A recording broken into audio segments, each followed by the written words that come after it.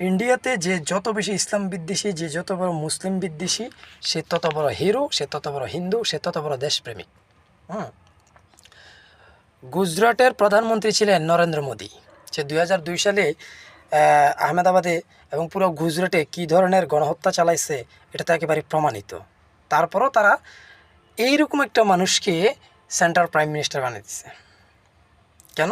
সে প্রমাণ করে দেখাইছে যে সে ইসলাম বিদ্বেষী, সে প্রমাণ করে দেখাইছে সে মুসলিম বিদ্বেষী, সে প্রমাণ করে দেখাইছে সে যদি ক্ষমতায় আসে, তার দল যদি ক্ষমতায় আসে, তাহলে হিন্দুত্ববাদী রাষ্ট্র প্রতিষ্ঠা হবে। আর হিন্দুত্ববাদী রাষ্ট্র প্রতিষ্ঠা হলে হিন্দুদেরই লাভ, এটা তারা বোঝে।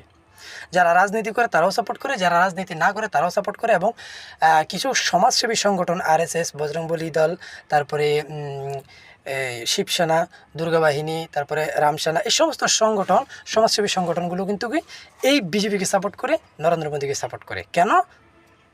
যেন একটা হিন্দুত্ববাদী রাষ্ট্র প্রতিষ্ঠা হয়।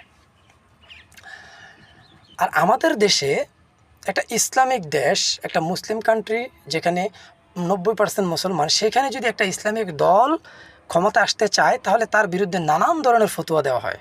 ইসলামের রাজনীতি হারাম, ইসলামে গণতন্ত্র হারাম, ইসলামে এটা নাই, ইসলামে ওটা নাই, তারা দাঁড়িয়ে রাখে না, তারা এই করে না। মানে কীভাবে একটা ইসলামিক দলকে দমায় রাখবে সেই চেষ্টা, সে সকল ধরনের চেষ্টা কিন্তু তারা করে। সহযোগিতা করবে দূরের কথা, কিভাবে ওই ইসলামিক দল ক্ষমতা আসতে না পারে সেই ব্যবস্থা সবাই করে। ঠিক আছে? এই হচ্ছে তাদের সাথে আমাদের সাথে পার্থক্য। তারা আছে একতাবদ্ধতায়, আর আমরা আছি বিচ্ছিন্নতায়। আর এই জন্য পুরো পৃথিবীতে আমরা মার খেয়ে যাচ্ছি।